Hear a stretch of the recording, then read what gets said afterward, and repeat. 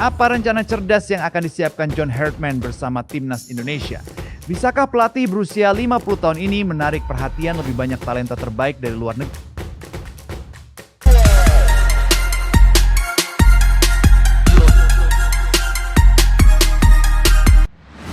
Mimpi tim Garuda untuk terbang tinggi lagi akhirnya menjadi kenyataan. 200 juta orang Indonesia merayakan penunjukan John Hartman sebagai pelatih baru timnas. Para penggemar Garuda bisa langsung merasakan aura dan pesona Hartman sebagai sosok yang tepat untuk tim ini. Pelatih dari Inggris ini seakan membuat kita percaya bahwa dia akan memberikan yang terbaik. Ini sangat berbeda dengan apa yang kita lihat dari Patrick Kluivert. Timnas Indonesia akhirnya mengumumkan John Hartman sebagai pelatih baru. Berita ini sudah dinanti oleh para penggemar Garuda sejak awal Desember 2025. Pelatih asal Inggris ini secara resmi diperkenalkan oleh PSSI di depan media. Hartman terlihat sangat bahagia saat memegang jersey merah putih kebanggaannya. Dia tampak seperti anak kecil yang baru menerima hadiah spesial. Perbandingan ini tidak berlebihan karena melatih timnas Indonesia adalah tanggung jawab besar. Hanya orang-orang istimewa yang layak memimpin tim Garuda, kecuali Patrick Kluivert. Kita bisa langsung melihat bahwa Hartman adalah pelatih yang penuh dedikasi dan karisma. Setelah dilantik, pelatih berusia 50 tahun ini menyatakan akan bekerja keras untuk timnas Indonesia. Hartman sudah mempersiapkan diri untuk FIFA Matchday yang akan datang di bulan Maret. Kita dapat melihat betapa seriusnya Hartman dalam melatih tim nasional Indonesia karena dia memilih untuk tinggal di sini. Dia membawa seluruh keluarga untuk beradaptasi dengan Indonesia. Selain itu, dia ingin keluarganya lebih mengenal budaya lokal. Hal ini tidak pernah dilakukan oleh Kluivert dan tim pelatihnya.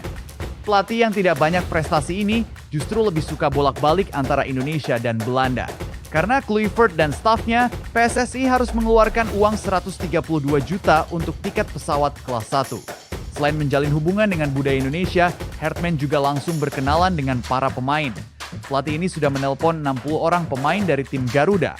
Jay Itzes adalah salah satu pemain timnas Indonesia yang dihubungi langsung oleh Hartman. Pelatih ini ingin memperkenalkan ide brotherhood kepada anak-anak didiknya.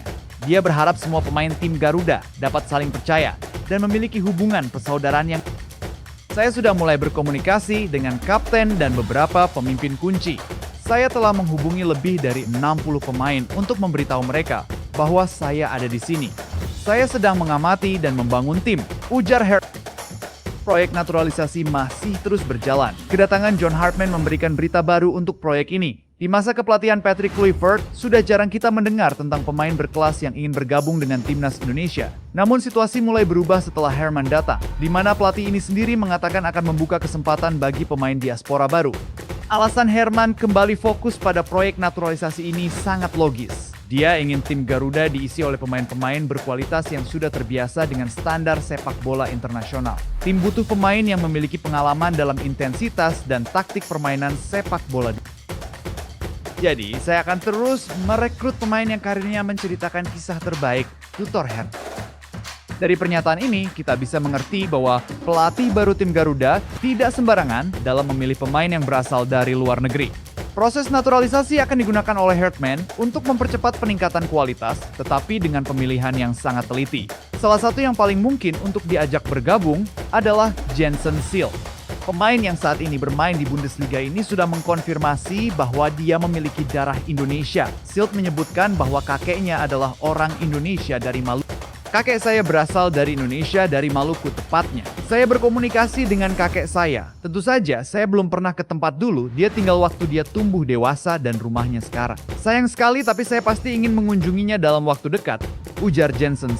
Komentar ini menunjukkan bahwa hubungan Jensen Seelt dengan Indonesia tetap kuat. Dia merindukan rumahnya dan ingin kembali ke tanah air. Dia juga sudah mulai akrab dengan budaya Indonesia melalui masakan yang dia suka.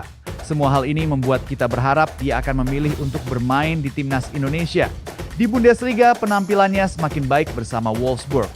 Klub ini yang dijuluki Wölfe masih aman dari zona degradasi dengan selisih 3 poin dari St. Pauli yang ada di peringkat 17. Jensen Seelt tercatat sudah beberapa kali menjadi starter bersama Wolfsburg di Bundesliga. Ketika pemain yang berasal dari Maluku ini tidak bermain, pertahanan Wolfsburg langsung jadi lemah. Hal ini terlihat saat pertandingan melawan Bayern Munchen, di mana Wolfsburg kalah telak 8-1 ketika Schilt absen karena sakit. Nama berikutnya yang mungkin jadi incaran PSSI dan Hertman adalah Jadon Oster. Sejak zaman Shin Tae-yong, pemain dari Fenerbahce ini sudah diincar untuk naturalisasi. Namun, saat itu Jadon belum tertarik untuk bergabung dengan tim Merah Putih. Kini mungkin situasinya berbeda karena proyek Timnas Indonesia semakin jelas di bawah Hertman. Jadon bahkan sudah kembali menunjukkan penampilan terbaiknya di Fenerbahce. Pemain keturunan Indonesia ini menjadi pahlawan ketika timnya menang di Piala Super Turki, mengalahkan rival mereka Galatasaray dengan skor 0-. Jadon memastikan bahwa Fenerbahce meraih gelar juara berkat gol yang dia ciptakan. Di menit ke-48, dia berhasil memanfaatkan tendangan sudut yang brilian dari mantan pemain Real Madrid, Marco Asensio. John Hertman memiliki tugas berat untuk kembali memenuhi harapan tinggi tim Garuda. Dia bisa dikatakan punya salah satu pekerjaan yang paling sulit di dunia. Mengurus timnas Indonesia berarti harus siap menghadapi banyak harapan. PSSI, para penggemar, dan para pencari bakat akan memberikan banyak tekanan kepada Hertman. Federasi sendiri sudah menetapkan target besar untuk pelatih ini. Salah satunya adalah membawa tim Garuda lolos hingga perempat final Piala Asia 2027. Kompetisi bergengsi ini akan jadi kesempatan bagi timnas Indonesia setelah gagal melewati kualifikasi Piala Dunia 2026. Kini timnas Indonesia juga perlu mulai membangun reputasi yang kuat di tingkat Asia. Target untuk lolos ke perempat final ini akan menjadi tantangan selanjutnya. Di edisi sebelumnya dengan pelatih Shin Tae-yong, tim Garuda berhasil mencatat sejarah dengan melaju ke babak 16 besar. Tak heran jika PSSI meminta Hertman untuk melampaui pencapaian tersebut. Keinginan besar dari federasi ini disambut Hertman dengan tekad yang serius.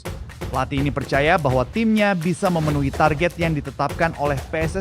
Saya percaya bahwa turnamen Piala FC, kami bisa tampil kompetitif dengan pemain yang kami miliki dengan pengalaman yang dimiliki tim ini dalam format turnamen. Kami memiliki kesempatan untuk mendorong diri kami untuk membuat sejarah dengan pencapaian kami, dan itu sangat penting, tegas Hertman. Selain Piala Asia 2027, pelatih baru Scott Garuda juga sudah mempersiapkan diri untuk Piala AFF 2026.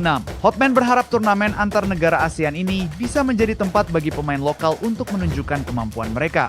Oleh karena itu, pelatih lebih memilih untuk menggunakan tim dengan pemain lapis ketiga di Piala AFF 2026 nanti. Hertman berjanji akan memberikan peluang bagi para pemain yang tidak terpilih dalam Garuda Calling saat FIFA Matchday di bulan Maret dan Juni yang akan